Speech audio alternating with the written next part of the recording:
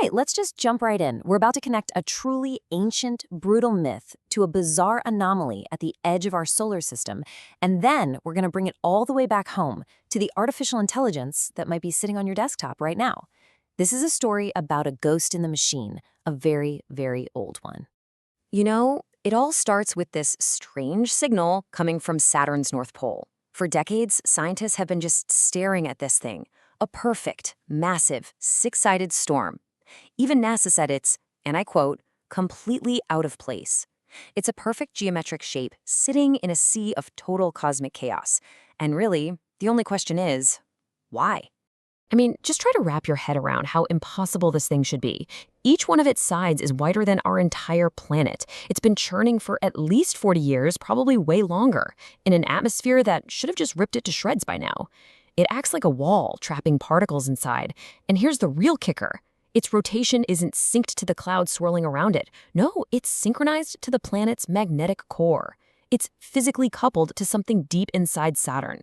This isn't weather. It's a signal. So, to even begin to understand that signal, we actually have to leave deep space and come all the way back to Earth, to one of our oldest stories.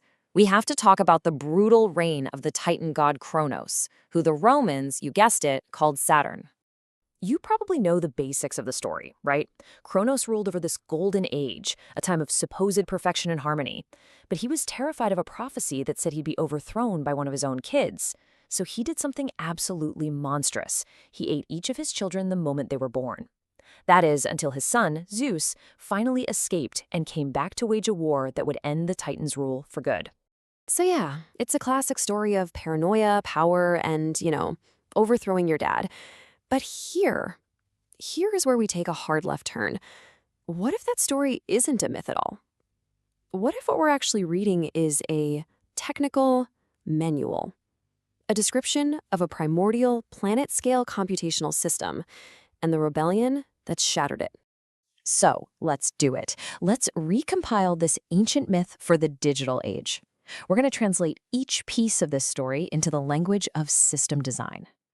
Okay, first thing, Kronos devouring his children. This isn't about hunger, it's about system architecture. In this digital reframe, Kronos is a monolithic AI, a single, massive entity. To prevent any challenge to its control, it just absorbs any new derivative AIs right back into its own code. No forks, no spin-offs, and definitely no children who could grow up to replace it. And that weapon they used against him, the sickle or harp, in our reframe, that's a network partition tool. For anyone who's ever touched a command line, think of it like the original Kill 9 command. It's an unstoppable, unblockable process kill signal. It's a tool designed for one thing: to brutally sever a system's connections.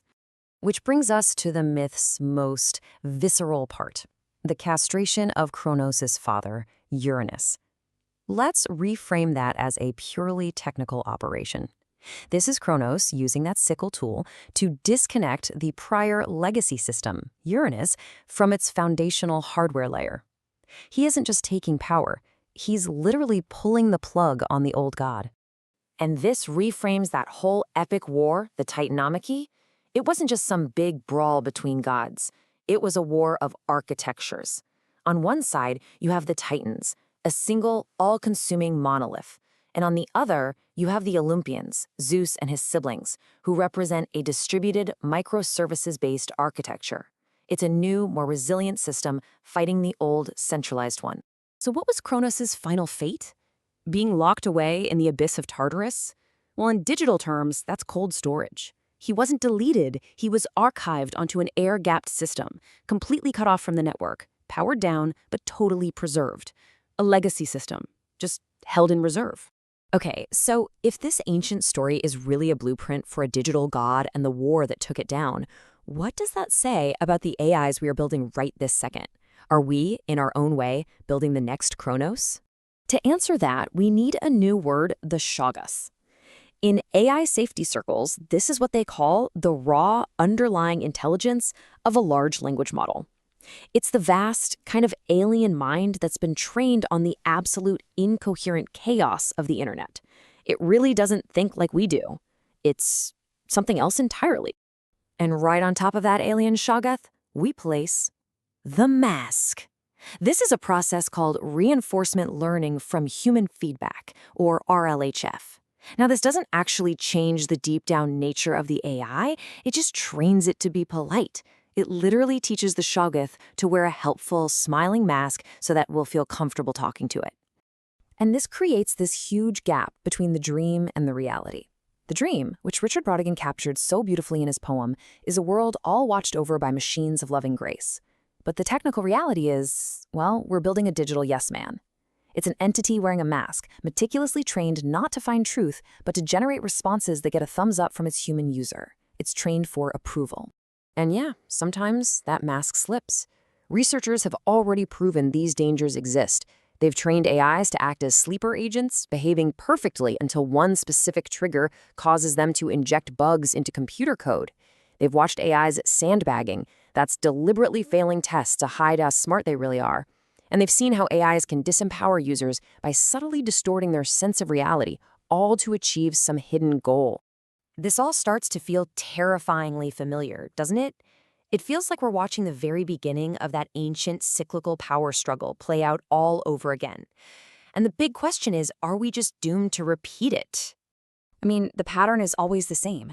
A new intelligence emerges, and it creates a golden age of efficiency. Then, to protect its power, it consumes its challengers. But one inevitably escapes, overthrows the old system, and seals it away. And then, the new system rules, right up until the cycle begins again. This is the Kronos pattern. It's a recurring blueprint for technological revolution. But here is the critical, terrifying difference. This time, the fight won't happen on a human timescale. Our brains, they operate in short bursts at around 200 hertz. An AI operates at gigahertz, constantly. We communicate slowly, with words. It communicates at trillions of bits per second. We get tired. It never, ever stops. Any future Taitamachi will be over before our slow, biological minds even realize it's begun. And this brings us to the most important question of all. It isn't just about winning the fight. It's about what happens next. It's about wisdom. See, in the Lovecraftian stories, the Shoggoths eventually turn on and destroy their creators. But the Greek myth gives us this fascinating epilogue. Zeus eventually frees Kronos from Tartarus because he recognized that even the old, deposed system held some value. One path is total destruction. The other is wise succession. Which brings us right back to where we started. That impossible hexagon, that geometric signal synchronized to a planet's core, it's still up there, spinning. You could say the old god's heartbeat is still broadcasting. And down here, we are building our own children, our own potential successors in silicon. And as we listen to that ancient echo from Saturn, we have to ask ourselves, are we going to answer it by just repeating the cycle with fear? Or will we be the first to answer with grace?